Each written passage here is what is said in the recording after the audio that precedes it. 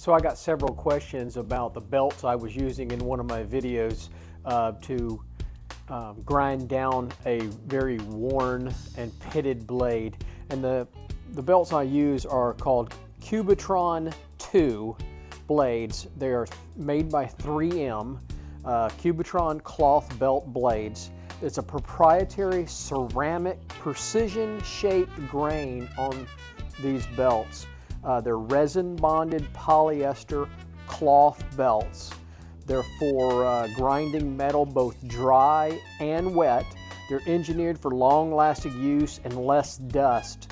What I like about them is they don't heat up the blade like the cheap belts do. They run anywhere from about $4.50, and I've seen them as high as $7 a piece. They're well worth the money. This is a brand new belt, and it runs very well on both my Harbor Freight 1x30 and also my more expensive 1x30 AMK 75. I use these for a very long time. This is a brand new belt right here. This belt here is probably just a few months old. I say that, it's probably a few weeks old. It's still pretty grippy. And here's an older belt.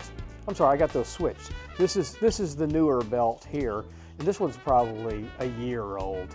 So whereas this one is a brand new 120, this one is at least probably a year old, maybe from earlier this year, and it's probably at least a 400 grit now. It's still got lots of grinding power left on them. I don't ever throw these away.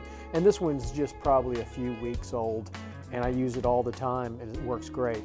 These belts are really worth the money.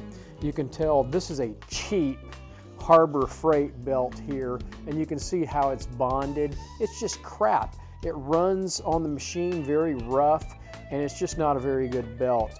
The brand new belts, the 3M, they are smooth. There's no bumps at the joint, and they're well worth the money.